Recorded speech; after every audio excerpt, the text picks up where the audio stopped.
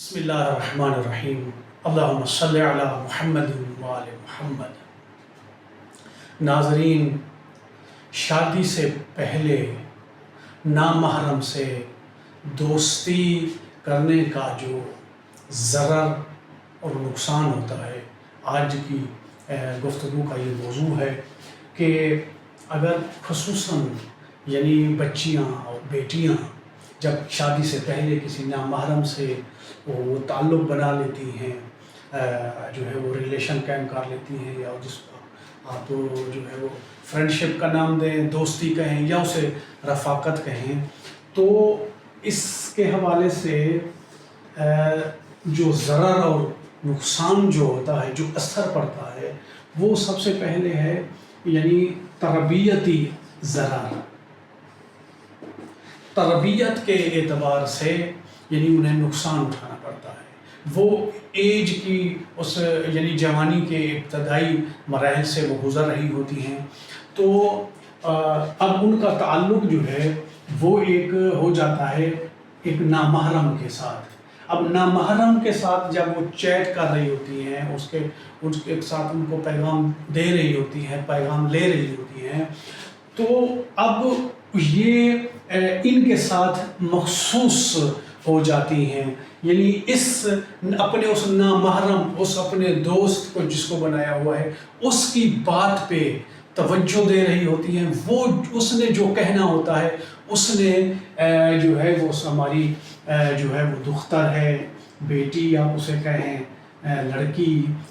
وہ اس نامحرم کی بات سن رہی ہوتی ہے، اس پر عمل کر رہی ہوتی ہے۔ کہیں کسی بھی جگہ پہ جانا ہو تو اس سے پوچھے گی کہ آیا میں اس تقریب میں جاؤں، میں اس مجلس پہ جاؤں، میں اس پروگرام پہ جاؤں۔ وہ اجازت دے گا تو یہ جائے گی، ورنہ نہیں جائے گی۔ اس کا اثر کیا ہوگا، اس کا ضرر کیا ہے، نقصان کیا ہے؟ وہ یہ ہے کہ جو خاندان کے جو سرپرست ہوتا، خاندان کا جو سرپرست ہوتا ہے، سرپرست جو ہوتا ہے، جب وہ اس چیز سے آگاہ ہوتا ہے یا اسے معلوم ہوتا ہے، تو یہ لڑکی جو ہے وہ اپنا مقام، وہ حیثیت جو ہے وہ ان کے درمیان کھو دیتی ہے۔ اپنے گھر کے بڑوں کی نگاہ میں اس کی حیثیت ڈاؤن ہو جاتی ہے، اس کی نظر ان کی نظر میں وہ بہت ہی ایک نیچلی سطح پہ آ جاتی ہے۔ اچھا، انہوں نے اب اس کی تربیت کرنی ہوتی ہے، انہوں نے اس کو سمجھانا ہوتا ہے، انہوں نے ہی اسے راستے بتانے ہوتے ہیں کہ تو نے اپنی زندگی میں کس طرح آگے بڑھنا ہے، تو وہ ان چیزوں سے وہ پھر محروم رہ جاتی ہے۔ اسی طرح وہ جس ادارے وہ تعلیمی ادارہ ہو یا اسے مدرسہ کہہ لیں، یا تو وہاں کے جو اساتذہ ہوتے ہیں وہ بھی اگر اس کی حرکتوں سے وہ مطلع ہوتے ہیں، تو ان کے نگاہ میں بھی اس کی حیثیت وہ ڈاؤن ہو جاتی ہے۔ لہٰذا وہ کسی سے بھی ایک تربیت کا جو عنصر ہے وہ کھو جاتا ہے، اس کے ساتھ ساتھ وہ اپنی حیثیت اور مقام کو وہ کھو دیتی ہے۔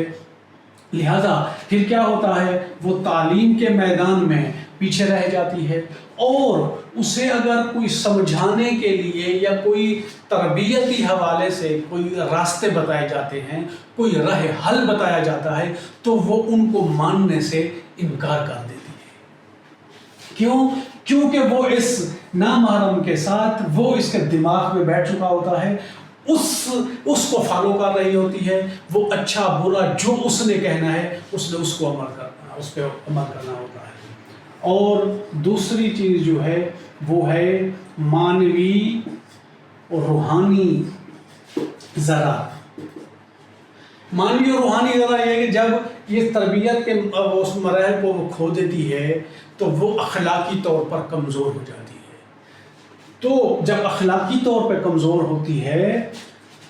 یا مثلا خود جو ایک لڑکا بھی ہو، دونوں، اب لڑکی کو مد نظر رکھیں یا دونوں طرف سے آپ اس بات کو مد نظر رکھ سکتے ہیں، وہ روحانی اور معنوی طور پر پھر وہ کمزور ہو جاتی ہے۔ کیا؟ یہ ان کے ذہن میں یہ چیز چل رہی ہوتی ہے، تو جو عبادت کرنے کی جو لذت ہے وہ اس کو لمس نہیں کر سکتے ہیں، وہ اس کو محسوس نہیں کر سکتے ہیں، اس کو کھو دیتے ہیں۔ یعنی وہ عبادت کا مزہ جو ہے، یہ عبادت سے وہ دور، یعنی وہ نماز پڑھنا انہیں اچھا نہیں لگتا، انہیں روزہ رکھنا اچھا نہیں لگتا، یا دیگر یعنی مناجات کرنے جو ہے وہ ان کا دل نہیں کرتا ہے، وہ فقط دماغ کے اندر جو ہے نا وہی چیز چل رہی ہوتی ہے، لہٰذا وہ معنوی اور روحانی اعتبار سے کمزور ہو جاتے ہیں، اور عبادت کا جو لذت ہے، اللہ سے جو ارتباط رکھنا ہے، جو رابطہ رکھنا ہے، اور اسی طرح جو اللہ سے دعائیں کرنی ہیں، وہ جو ہے اس میں ضرر اٹھاتی ہیں، وہ نقصان ہوتا ہے۔ تیسرا جو ضرر اور نقصان ہے وہ عدم اعتماد ہے۔ یہ کب پیدا ہوتا ہے؟ یہ پیدا ہوتا ہے شادی کے بعد، یعنی یہ جو شادی سے پہلے جو ارتباط قائم کر چکے ہوتے ہیں، اگر ان کی شادی ہو جائے تو ان میں پھر عدم اعتماد پیدا ہوتا ہے۔ یہ کیوں پیدا ہوتا ہے؟ یہ دونوں اپنی اپنی جو ہے وہ اس پہ سوچ رہے ہوتے ہیں، دیکھ رہے ہوتے ہیں کہ یہ جو ہے میرا جو شریک حیات ہے، یہ بالآخر کیا کرتا رہا ہے اتنا عرصہ، جو ہے جو اپنے جو ہے انسانی فطری تقاضوں کو پورا کرنے کے لیے، بالآخر اس کے ساتھ میری ملاقات مثلاً ایک سڑک پہ ہو گئی تھی، کسی مارکیٹ میں ایک ملاقات ہو گئی تھی، یا کسی مثلاً کالج میں یا یونیورسٹی میں ایک ہی ملاقات میں مثلاً اس نے مجھے لفٹ کرائی، اس نے میرے ساتھ رابطہ قائم کر لیا، اس نے میرے ساتھ رشتہ قائم کر لیا ہے، جس نے ایک لحظے میں ایک ہی ملاقات میں مجھے لفٹ کرا دی ہے، میرے ساتھ رابطہ قائم کر لیا ہے، تو کیا اس کا کسی اور کے ساتھ کیا اس کے روابط نہیں ہوں گے؟ اوروں کے ساتھ، اوروں کو اس نے کیا لفٹ نہیں کرائی ہوگی، اوروں کے پاس کیا اس کا آنا جانا نہیں رہا ہوگا؟ تو جب یہ چیز پیدا ہوتی ہے تو ان میں عدم اعتماد پیدا ہوتا ہے، لہٰذا نتیجہ جو ہے وہ طلاق پہ آ کے اختتام ہوتا ہے، اور اس کا جو ہے پہنچتا ہے، یعنی نتیجہ طلاق پہ آ کے پہنچتا ہے۔ لہٰذا میں خاص کر یعنی جوانوں سے میں گزارش کروں گا، اور خاص کر بچیوں سے، بیٹیوں سے، کہ وہ شادی سے پہلے جو ہے وہ نامحرم سے تعلقات بنانے سے پرہیز کریں، دوری اختیار کریں، یہ آپ کے لیے بہتر ہے۔ اور میں البتہ جو ہے وہ جوانوں کے والدین سے جو ہے وہ میں یہ اپیل کروں گا کہ وہ اپنے بچوں کے لیے، جو جوان ہو چکے ہیں، چاہے بچیاں ہیں یا بچے ہیں، ان کے لیے شادی اور ازدواج کے مواقع جو ہے وہ فراہم کریں، مہیا کریں، وسائل مہیا کریں، اور ان کے لیے شادی کرنے کو آسان بنائیں۔ آپ کو ہمارا موضوع اچھا لگا ہو، آپ کو ہماری باتیں پسند آئی ہوں، تو ہمارا چینل انسان دوست کو سبسکرائب کرنا مت بھولیے گا۔ شکریہ۔